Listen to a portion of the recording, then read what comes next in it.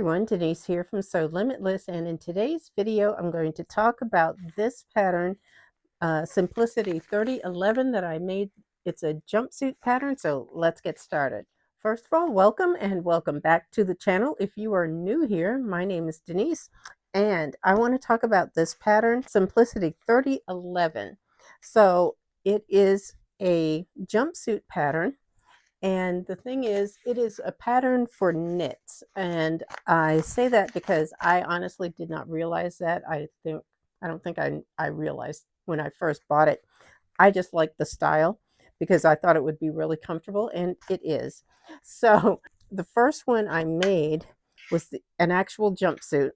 And I used this waffle textured knit from Joann's, and I went ahead and actually purchased a piece of fabric just for this because I needed about 4 yards and I didn't really have anything that was suitable to make this. It says here for fabric recommendations, stretch knits only, such as jersey, ponte, scuba, sweatshirt fleece, that kind of thing. So I went ahead, and with needing 4 yards, I wanted something specifically that I really wanted for this jumpsuit. So I got this fabric here, and I made some minor adjustments as far as the fit. But the main thing that I did, because this fabric though is thin, and I wasn't concerned about the top portion of the jumpsuit, but I didn't want it to be that thin for the bottom half. And basically, if you're not familiar, when you make a jumpsuit, at least for most of them that I've done, it's actually in two pieces. You make the top and you make the bottom, and then you put them together. So that's how that's made. But with this, I wanted to line the bottom portion. So I did that. I did, it's a tricot. So it is a stretch, lightweight lining fabric that is perfect for something like this. And tricot is used in lingerie, I believe also for lining lingerie. So it was a perfect fabric for this, but that's what I used for the lining. So that was an easy process to put all of that together. That's how I did the lining for this, and that worked out great. I believe on this one, I showed a picture on Instagram where I showed the sleeve, and the sleeves were like really long.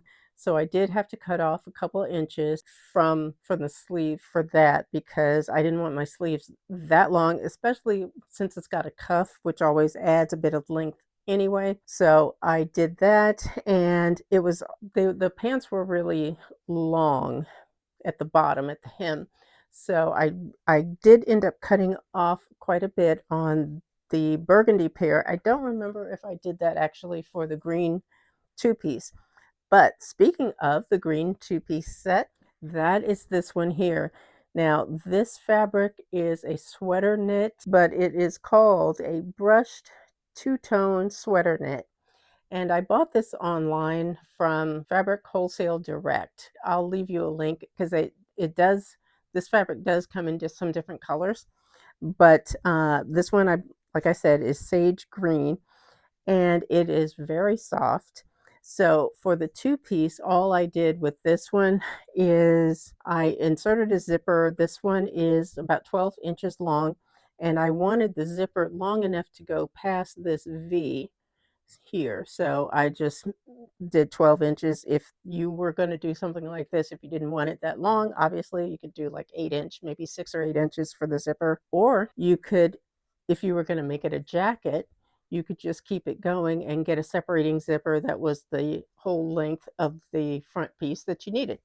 So for mine, I just closed up the rest of the seam on the front, and that worked out. I did lengthen all the front pieces about 1¼ inches.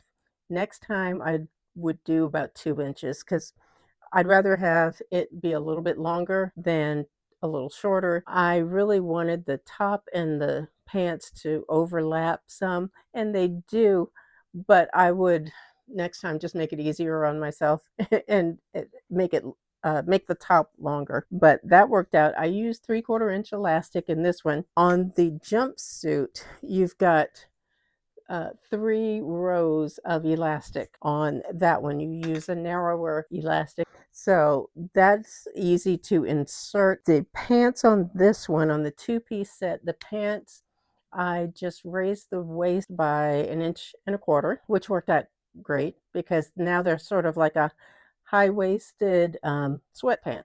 And the pattern already includes pockets and everything anyway, so that was no big deal. And they have a seam that goes, it's not a seam, it's more like it looks like piping, but it's sort of a pleat that goes down the front and the back, which is a nice detail to have.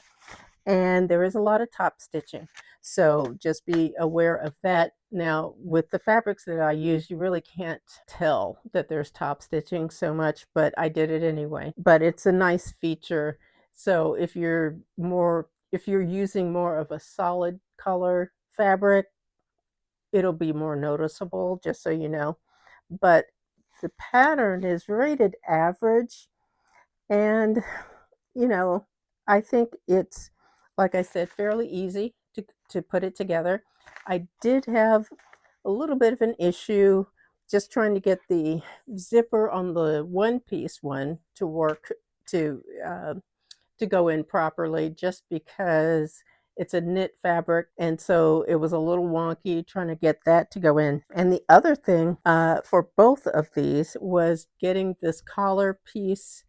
The outside collar was fine. That was not an issue at all, but the facing on the inside here, the facing of the collar, so that, you have it nice and finished off on the inside, that was a bit of a challenge. And I had to do some finagling of the fabric in order to get it to work. It was too big. So for each one of these that I did, so I'm not sure if I did something wrong or if there's something wrong with the pattern. I don't know.